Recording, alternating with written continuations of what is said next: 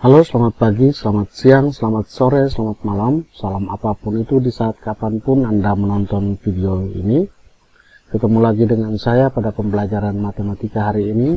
Harapan saya semoga Anda semua selalu sehat dan bahagia, sehingga dapat mengikuti pembelajaran meskipun dilakukan secara online dari rumah dengan baik. Taati protokol kesehatan ketika Anda ingin keluar rumah, sehingga kesehatan, keselamatan baik diri Anda sendiri maupun keluarga yang Anda cintai dan sesama yang ada di sekitarmu menjadi terjaga dengan baik.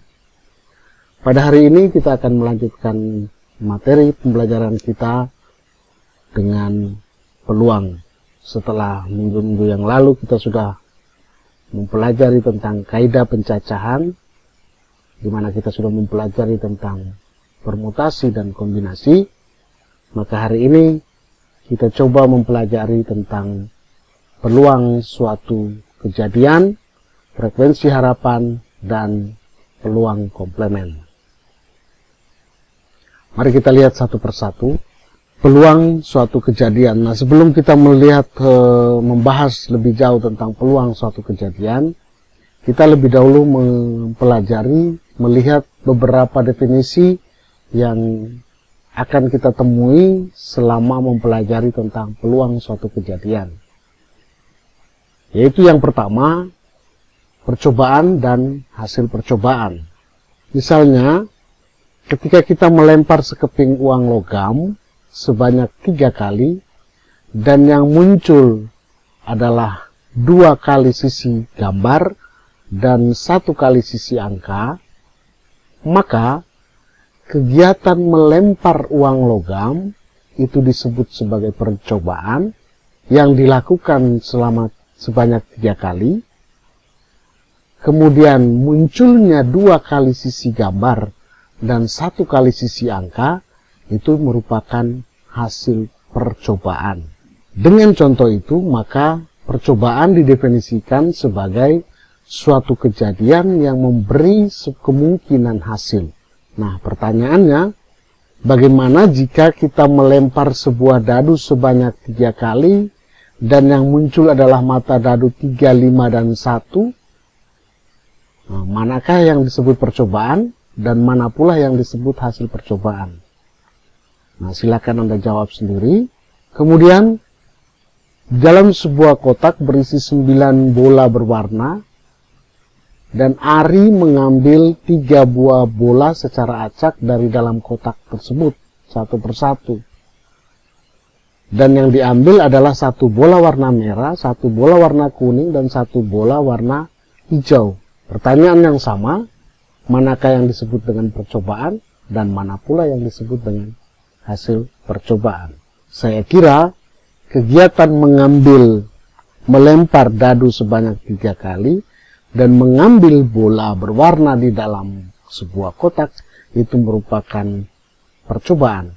Sedangkan hasil percobaan pada melempar dadu adalah mata dadu 3, 5, dan 1 itu merupakan hasil percobaan, dan bola berwarna merah, bola berwarna kuning, dan bola berwarna hijau itu merupakan hasil percobaan. Selanjutnya kita akan melihat tentang ruang sampel atau ruang contoh. Ruang contoh atau ruang sampel adalah himpunan dari semua hasil yang muncul dari sebuah percobaan yang disimbol dengan S. Atau kalau dalam himpunan, ya, itu kita kenal dengan semesta, ya, himpunan semesta. Jadi seperti ini, dalam sebuah himpunan ada himpunan semesta, kemudian di dalam sini ada sebuah kejadian, itu namanya, nah ini namanya ruang contoh atau ruang sampel. Titik contoh, di dalam ruang sampel itu terdapat titik contoh atau titik sampel.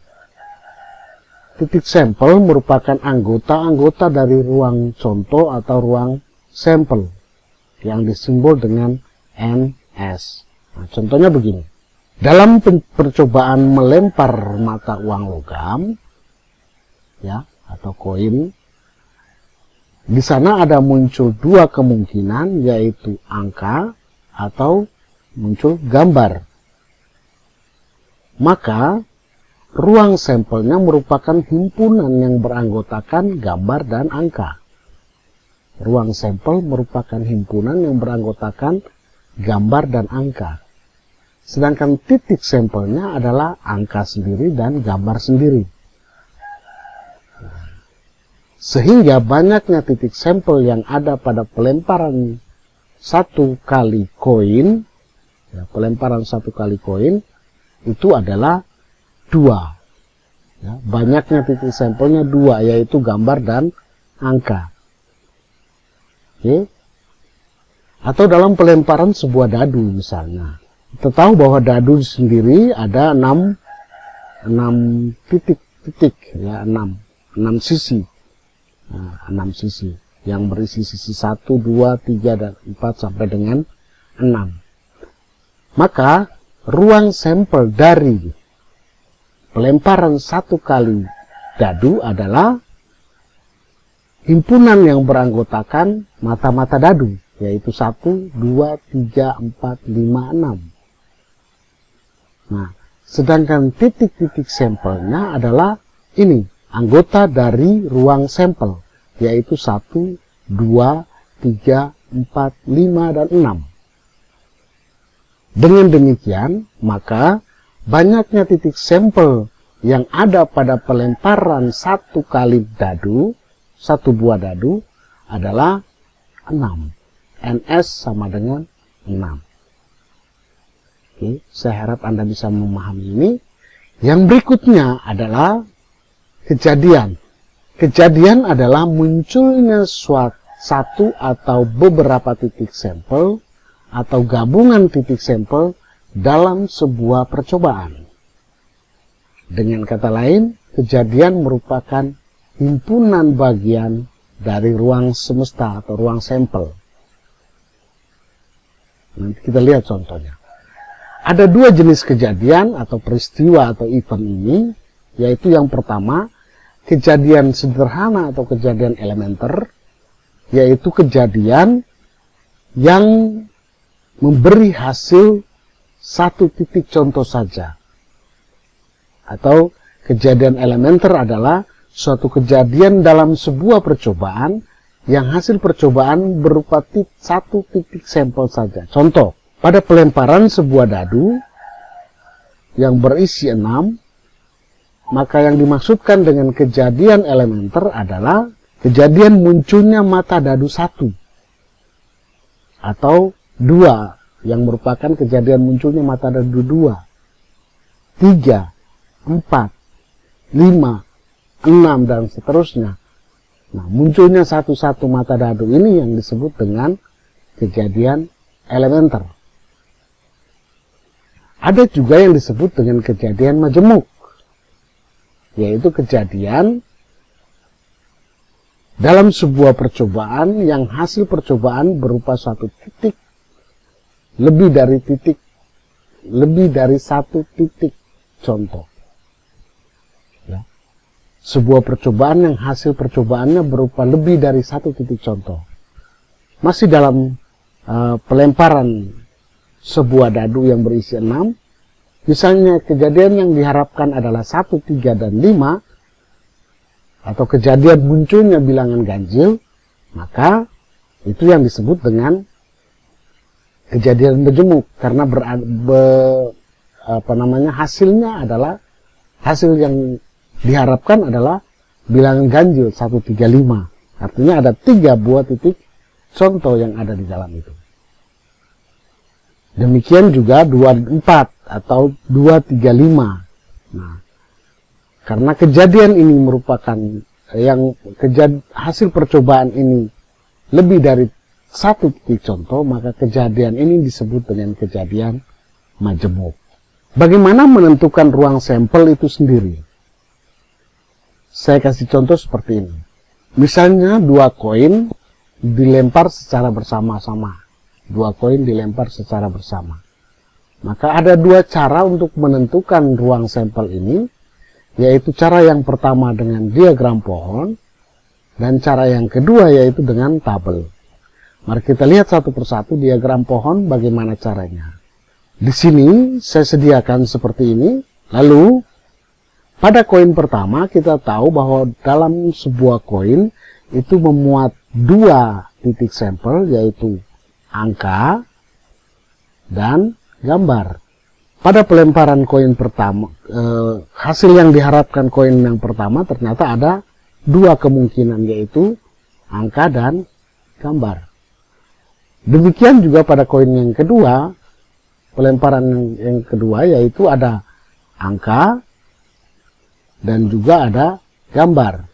Sehingga kita temukan titik contohnya adalah, atau titik sampelnya adalah koin pertama A, angka, dan koin kedua angka, berupa angka dan angka.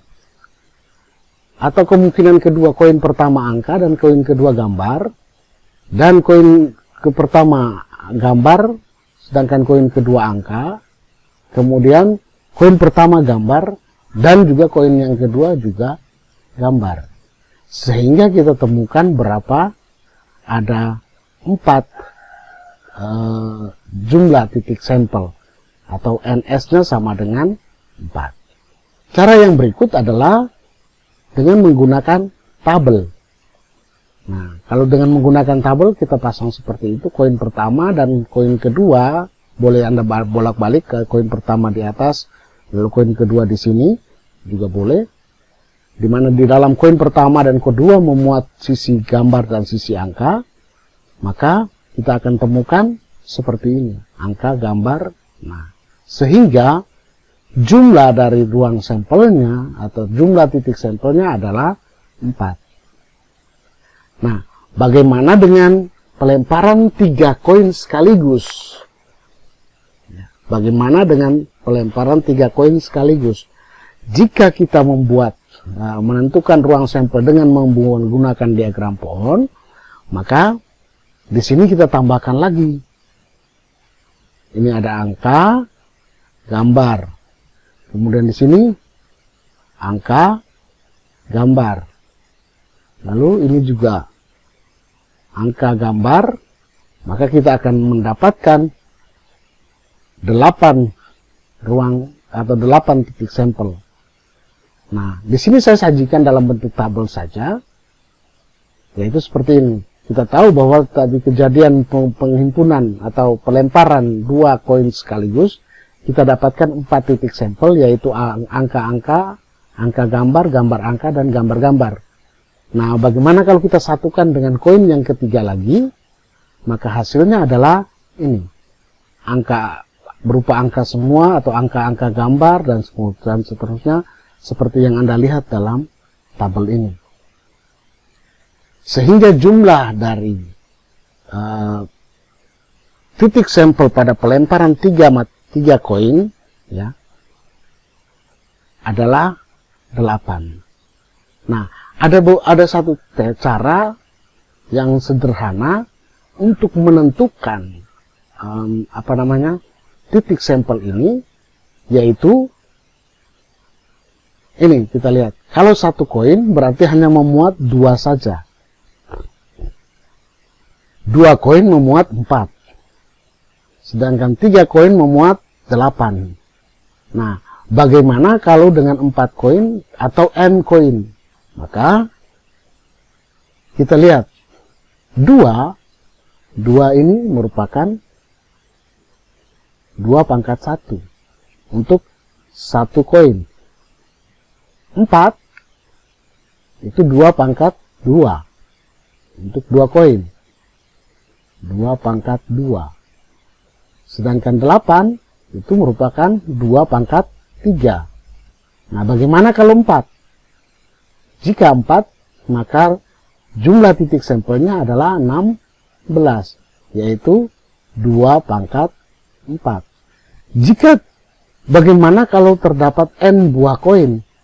Nah, kalau terdapat n buah koin, maka jumlah titik sampelnya adalah 2 pangkat n. Nah, ini cara sederhana untuk menentukan ruang sampelnya. Contoh yang berikut, bagaimana kalau 2 dadu dilemparkan sekaligus secara bersama-sama? Maka kita tahu bahwa dalam pelemparan dua buah dadu sekaligus, maka hasil yang muncul adalah ini. Dadu pertama dan dadu kedua. Nah, kemungkinan hasilnya bisa saja 1-1, atau 1-2, atau 1-3, atau 1-4, atau juga 4-3, dan seterusnya sampai dengan 6-6. Yaitu mata dadu pertama 6 dan mata dadu yang kedua juga 6. Nah, dari sini kita temukan bahwa ruang sampelnya adalah ini. 1-1, 1-2, himpunan yang beranggotakan ini. 1-1, 1-2, 1-3, 1-4, dan seterusnya sampai dengan 6-6. Sedangkan titik sampelnya adalah anggota dari ruang sampel ini, yaitu ini. Nah, berarti jumlah titik sampelnya atau banyaknya titik sampel atau NS-nya adalah 36. Nah, kalau dua dadu 36. Ya, kalau satu dadu itu 6. Nah, kalau dua dadu 36, ya, 36. Nah, kalau 3 dadu bagaimana? Bagaimana dengan 3 dadu? 6 pangkat 3. Jadi ini 6 pangkat 1, ini 6 pangkat 2, dan kalau 3 dadu maka 6 pangkat 3. Itu jumlah titik untuk menentukan jumlah titik sampelnya. Setelah mengetahui atau menentukan titik sampel dan definisi-definisi yang ada pada peluang, kita lihat masuk ke dalam peluang suatu kejadian. Jika S adalah ruang sampel dari suatu percobaan dengan tiap anggota S memiliki kesempatan muncul yang sama dalam percobaan, dan A adalah kegiatan dengan A itu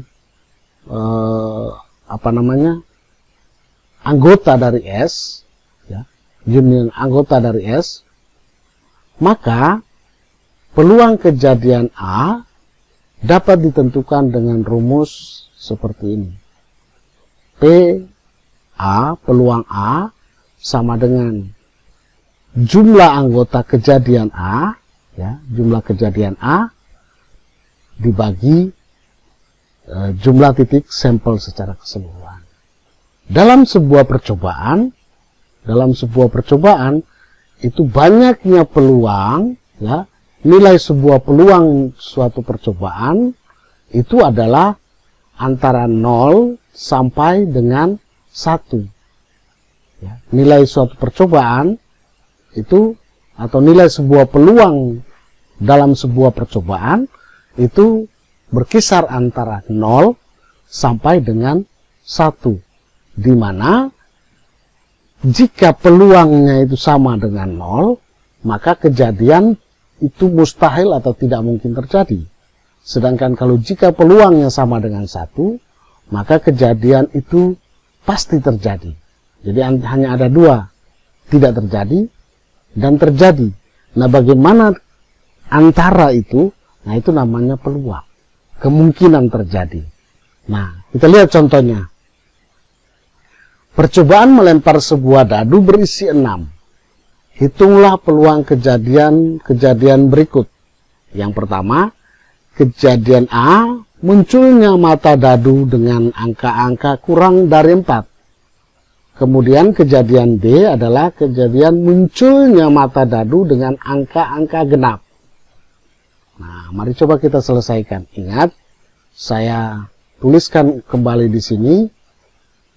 PA, ya, peluang dari sebuah kejadian itu sama dengan jumlah kejadian, ya, jumlah kejadian NA dibagi dengan jumlah titik sampelnya. Maka untuk menjawab pertanyaan ini kita lihat jumlah titik sampel dalam sebuah pelemparan satu buah dadu adalah 6.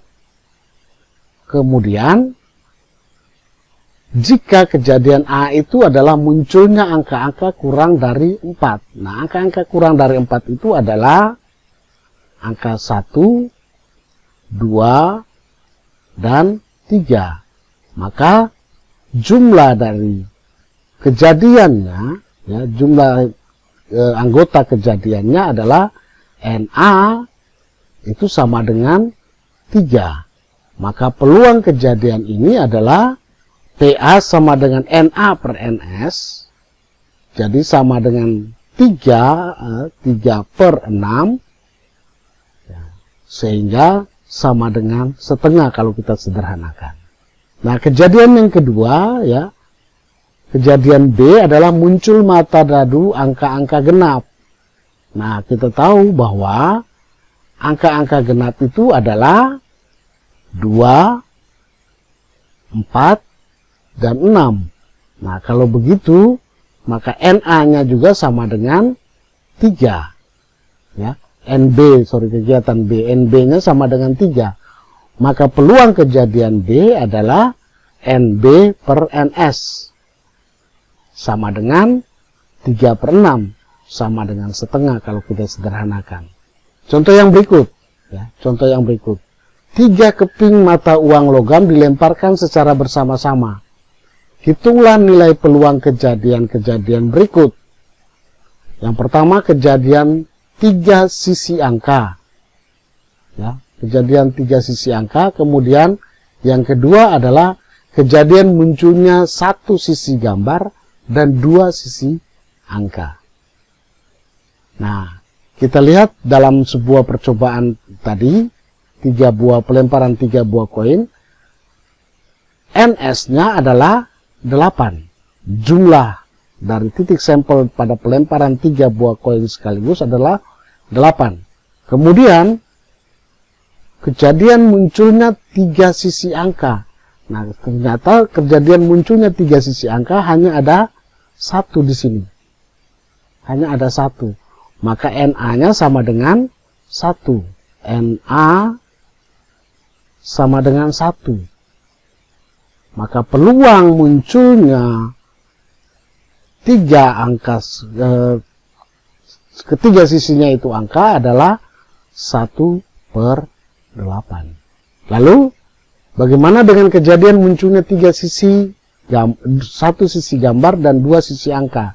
Ternyata kita lihat sini, 1 sisi gambar dan 2 sisi angka. 1 sisi gambar, AAG, dan 2 sisi angka, AGA, kemudian, nah ternyata ada 2 saja. Ya, hanya ada 2. Maka NA-nya sama dengan, kalau misalnya ini kita jadikan ini B, maka NB sama dengan 2, sedangkan NS-nya sama dengan 8, maka peluang kejadian B ini adalah 2 per 8. Oke, saya harap Anda memahami ini. Contoh yang berikut.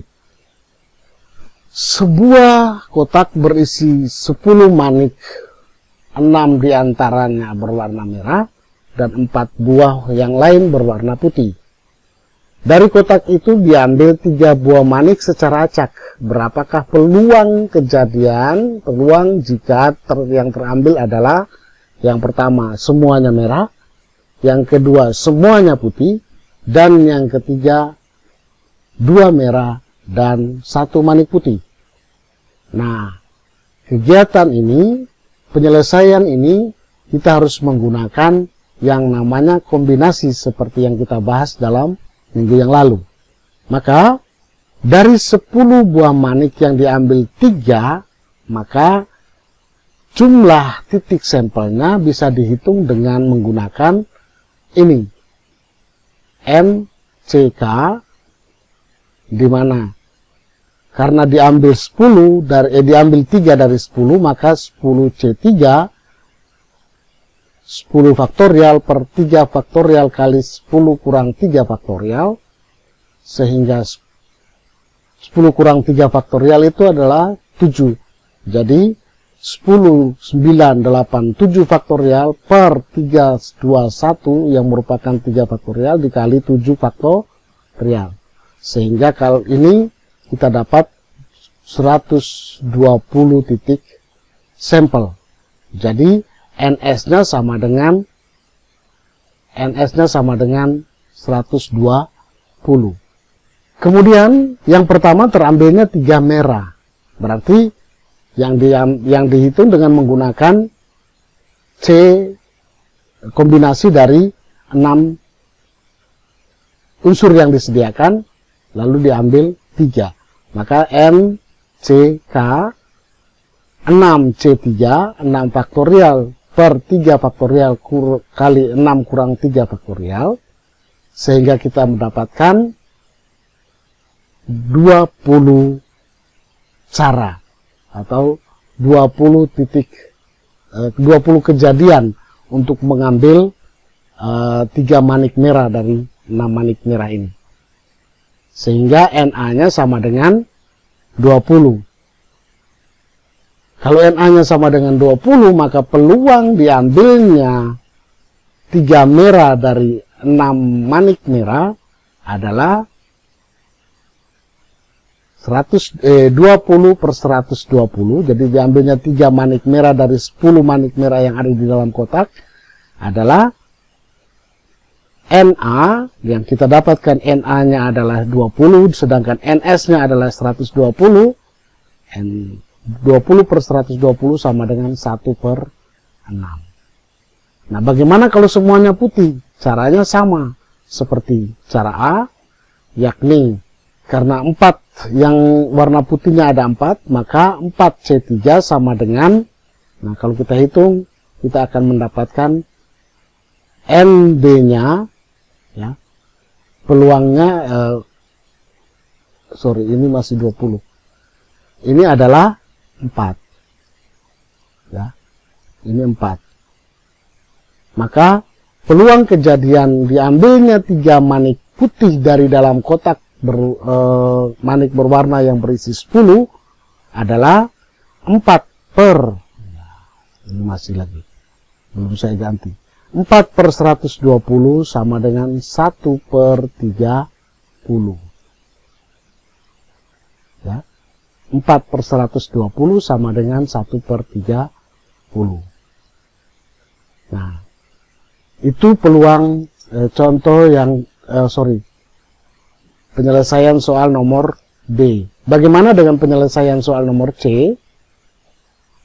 Terambil 2 merah dan 6 manik, dari 6 manik dan 1 manik putih dari 4 manik putih. Maka yang pertama kita lihat dulu, 2 manik merah dari 6 manik. Ya, diambil 2 merah dari 6, maka 6C2, sehingga kita dapatkan 6, 5, 4 faktorial, kita dapatkan 15. Kemudian 1 dari 4, maka kita dapatkan 4. Ya, kita peroleh 4, sehingga MC untuk kegiatan yang kecil ini adalah 15 kali 4 sama dengan 60 cara pengambilan 2 manik merah dan 1 manik putih. Ada 60 cara. Nah, 60 cara. Maka MC-nya sama dengan 60. Peluangnya berapa? Ya, peluangnya sama dengan 60 per 120 sama dengan setengah.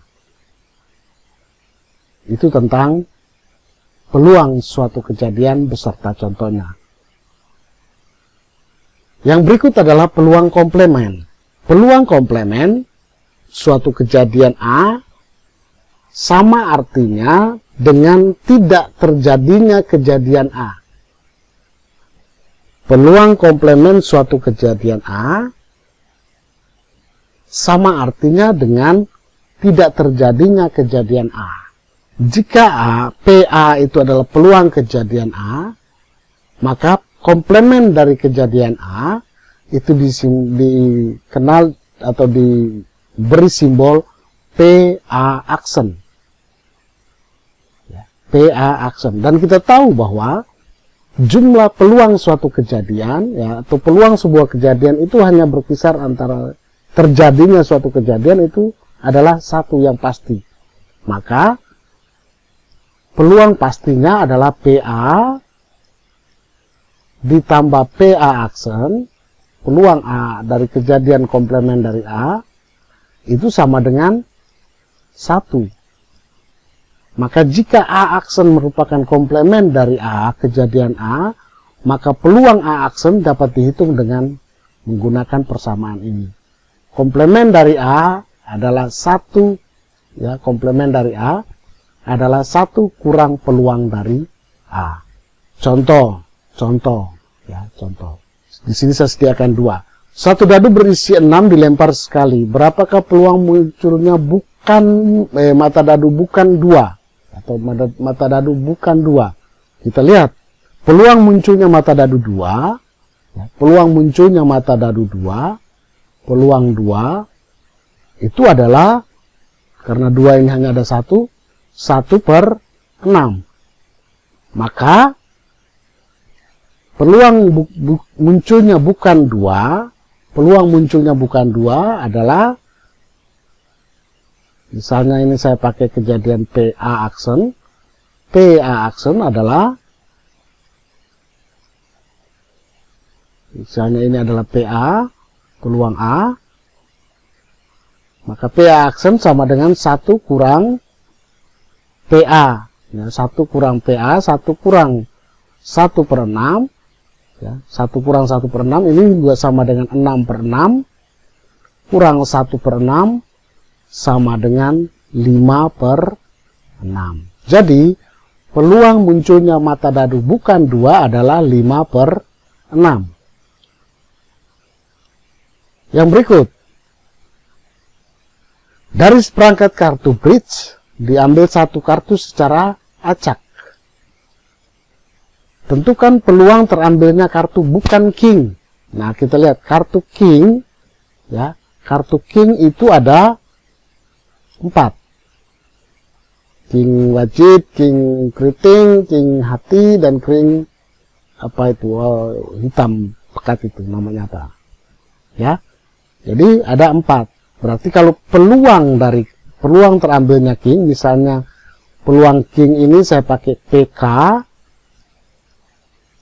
maka peluang dari terambilnya kartu king adalah PK sama dengan 4 per, ya, PK ini sama dengan, karena jumlahnya 4, jumlah kartu bridge itu secara keseluruhan, NS-nya itu sama dengan 52, maka peluang diambilnya kartu king adalah 4 per 52, atau sama dengan, ya, tidak usah, ya, 4 per 52. Nah, kalau begitu, peluang komplement dari K berapa?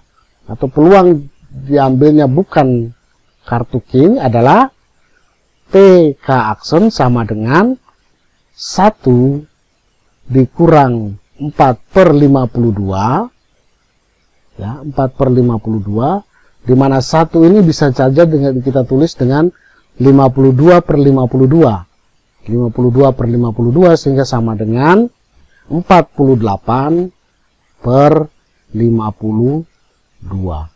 Nah, ini adalah peluang diambilnya bukan kartu king,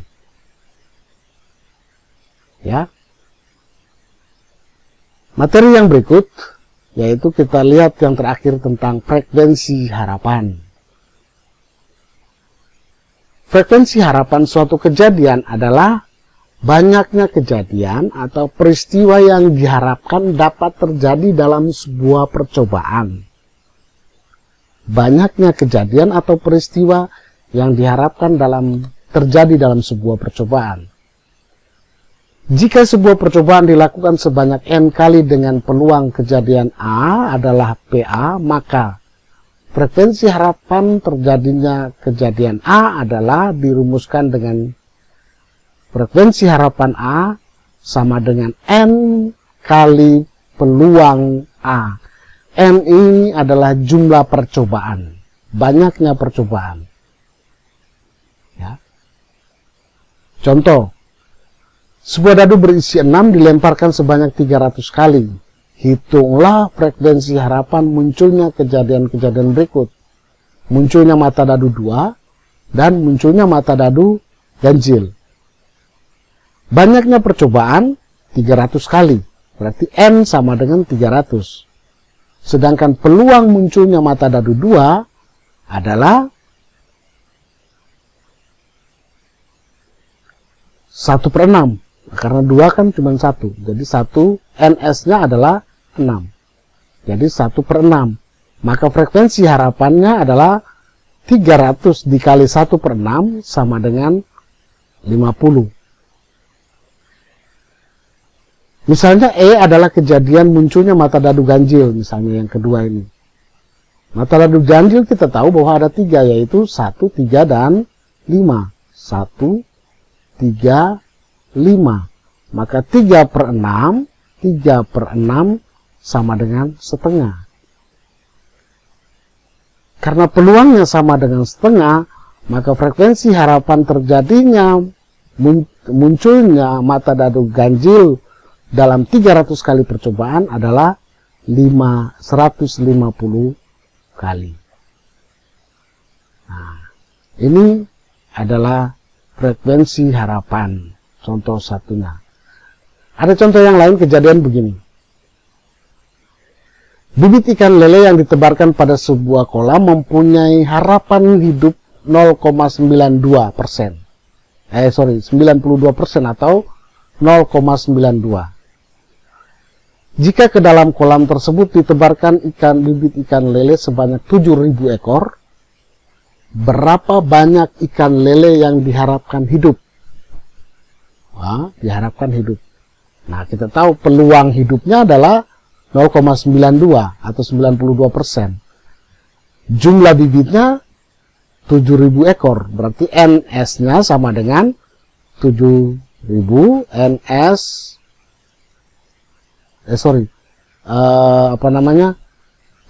Jumlah kejadian adalah 7.000 ekor, sedangkan peluang hidupnya adalah 0,92.